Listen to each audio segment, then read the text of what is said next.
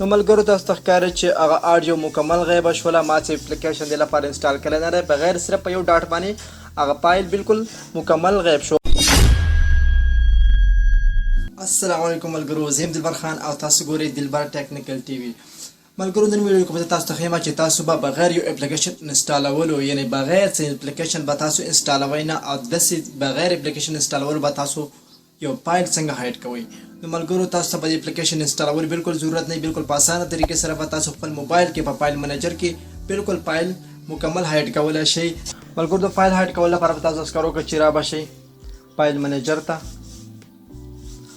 ملګرو اوس تاسو دلته ښکاري دا بیسټ ټون دا یو آډیو فایل دی. ملګرو زه دا هایډ کوم، نو دې لپاره به تاسو کار وکړئ چې دلته به راشئ، دا به کوئ رینیم. او ملګرو د دې په شروع کې به تاسو ولیکئ ډاټ، یعنی وړوکې نقطه د دې په شروع کې به تاسو ډاټ ولیکئ او بیا به اوکې کړئ.